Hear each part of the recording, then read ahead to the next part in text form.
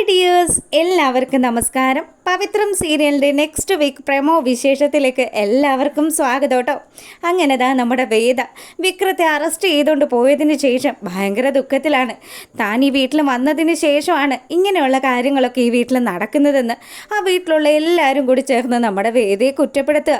വേദയാണെങ്കിൽ അമ്മായിയമ്മയുടെ അടുത്ത് ചെന്നിട്ട് പുള്ളിക്കാരിയോട് പറഞ്ഞു, അമ്മ ഒരു കാരണം വെച്ചാലും ടെൻഷൻ അടിക്കണ്ട, ഞാനും എൻ്റെ വീട്ടുകാരോ മൂലമാണ് വിക്രത്തിന് ഈ ഒരു പ്രശ്നം ഉണ്ടായതെങ്കിൽ ഞങ്ങളായിട്ട് തന്നെ ഇതിനൊരു പരിഹാരം കണ്ടോളാം.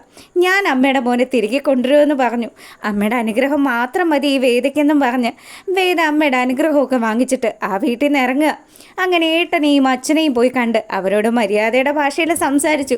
പക്ഷേ ജഡ്ജിയും ടീമും ആണല്ലോ എങ്ങനെയെങ്കിലും തൻ്റെ മോളെ തിരികെ വീട്ടിലേക്ക് കൊണ്ടുവരാൻ വേണ്ടി അവർ കാത്തിരിക്കുക. അതുകൊണ്ട് തന്നെ നമ്മുടെ വിക്രത്തിനെ എങ്ങനെ പൂട്ടാം, അതും ആ രീതിയിൽ തന്നെയുള്ള വകുപ്പുകളൊക്കെ ചേർത്തുകൊണ്ടാണ് വിക്രത്തിനെതിരെ കേസ് ഫയൽ ചെയ്ത് വെച്ചിരിക്കുന്നത്. വേദയാണെങ്കിലും മൊത്തത്തിൽ ടെൻഷനിലായി. അങ്ങനെ അവൾ നേരെ പോകുന്നത് നമ്മുടെ ദർശൻ്റെ വീട്ടിലേക്കാണ്. ദർശൻ്റെ വീട്ടിലെത്തിയതും ദർശനോട് കാര്യങ്ങളൊക്കെ പറഞ്ഞു. ദർശ, എന്നെ സഹായിക്കാനായിട്ട് ഇയാൾ മാത്രമേ ഉള്ളൂ. അപ്പം വേദ വന്നത് കാണുമ്പോൾ ദർശൻ്റെ അച്ഛനും അമ്മയും ഒക്കെ വളരെ സന്തോഷത്തിൽ, വേദമോളെ നീ തിരികെ വന്നല്ലോ, എത്ര നാളായടാ, നീ എന്തിനിങ്ങനെ ആ വീട്ടിൽ പോയി കഷ്ടപ്പെടുന്നത്? അവന് നിന്നെ വേണ്ടെങ്കിൽ നിനക്ക് ഇങ്ങോട്ട് പോരാല്ലോ, എൻ്റെ മോൻ ഇപ്പോഴും നിനക്ക് വേണ്ടി കാത്തിരിക്കുകയാണെന്നൊക്കെ പറഞ്ഞ് ഭയങ്കരമായിട്ട് സങ്കടപ്പെട്ട് വേദയോട് അവർ വലിയ രീതിയിൽ സംസാരിച്ചു. പക്ഷെ വേദയാണെങ്കിൽ എനിക്ക് ദർശനെയാണ് കാണേണ്ടത്, എനിക്ക് ദർശനോടാണ് കുറച്ച് കാര്യങ്ങൾ സംസാരിക്കാനുള്ളതെന്നും പറഞ്ഞു. അങ്ങനെ ദർശൻ്റെ റൂമിലെത്തിയ വേദ ദർശൻ്റെ അടുത്ത് കാര്യങ്ങളൊക്കെ പറഞ്ഞു. അപ്പം അവനാണെങ്കിൽ ഒരുപാട് നമ്മുടെ വേദയെ സ്നേഹിക്കുന്നുണ്ട്. അതുകൊണ്ട് തന്നെ അവൻ പറഞ്ഞു, ഞാൻ നിന്നെ സഹായിക്കാം, എന്നെങ്കിലും നിനക്കൊരു മാറ്റം ഉണ്ടാവും, ഞാനതിനു വേണ്ടി കാത്തിരിക്കുകയാണ് വേദയെന്ന് പറഞ്ഞു. അപ്പം പിറ്റേ ദിവസം കോടതി കൂടുന്ന ആ ഒരു ദിവസമായി. അങ്ങനെ നമ്മുടെ വിക്രം മൊത്തത്തിൽ പെട്ടു നിൽക്കുന്ന ഒരവസ്ഥയിൽ രാധയും അതുപോലെ വിക്രത്തിൻ്റെ വർക്ക്ഷോപ്പിലെ ചേട്ടന്മാരും ഒക്കെ നല്ലതുപോലെ കിടന്ന് ഓടുകയാണ്. ഏതെങ്കിലും ഒരു വക്കീലിനെ വെക്കണമല്ലോ. അപ്പം ആ രാഷ്ട്രീയക്കാരനാണെങ്കിൽ പുള്ളിക്കാരൻ ഇതിലിടപെട്ട് കഴിഞ്ഞാൽ അതൊരു വലിയ വിഷയമാകുമെന്ന് ആശാന് മനസ്സിലായി.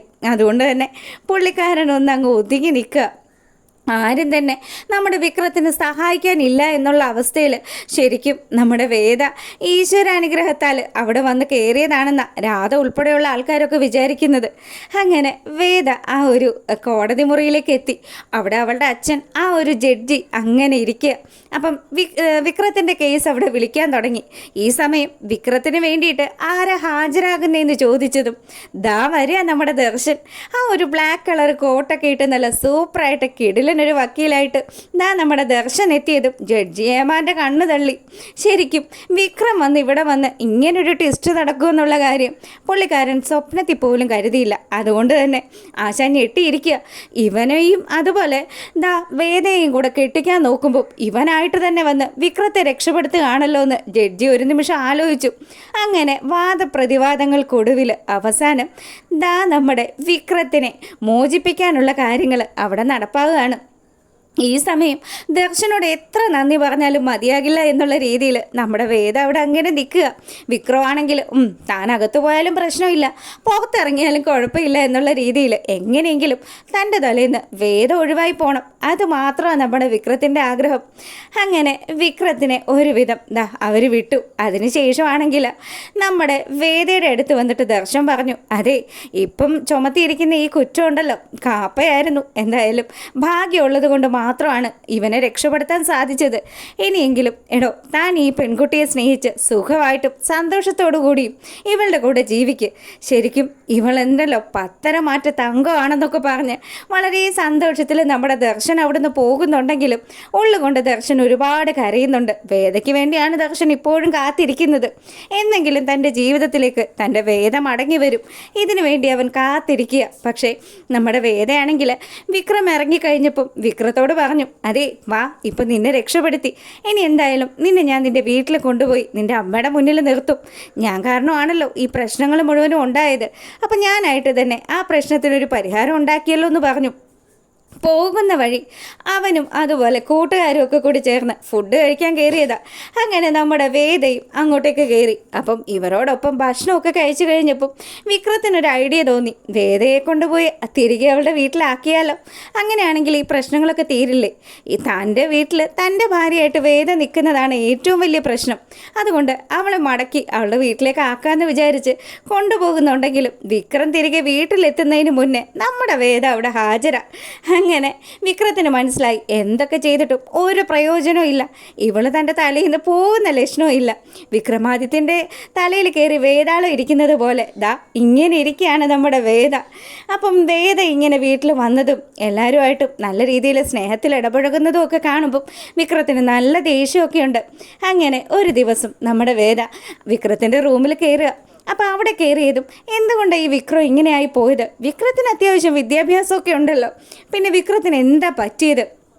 അങ്ങനെയൊക്കെ ആലോചിച്ചുകൊണ്ട് അവൾ ആ റൂമിൽ അങ്ങനെ ഇരിക്കുമ്പോഴാണ് അവിടെ ഒരു പഴയ പെട്ടി കാണുന്നത്. അത് ചുമ്മാ ഒന്ന് തുറന്നു നോക്കിയതും അതിനകത്ത് നിന്നും ഒരുപാട് സർട്ടിഫിക്കറ്റുകളും അതുപോലെ ട്രോഫിയും മെഡലും ഒക്കെ കാണുക. അപ്പോൾ അവൾക്കൊരു കാര്യം മനസ്സിലായി. താൻ വിചാരിക്കുന്ന പോലെയൊന്നും അത്ര തല്ലിപ്പൊളിയൊന്നും അല്ല ഇവൻ അത്യാവശ്യം വിദ്യാഭ്യാസവും നല്ല കഴിവും ഒക്കെ ഉള്ള ഒരുത്തനാണ്. എന്തുകൊണ്ടാണ് പിന്നെ ഇവൻ ഇങ്ങനെ ആയിപ്പോയത്? എന്തോ ചില കാര്യങ്ങൾ ഈ വീട്ടുകാരെല്ലാവരും മറച്ചു പിടിക്കുന്നുണ്ട്.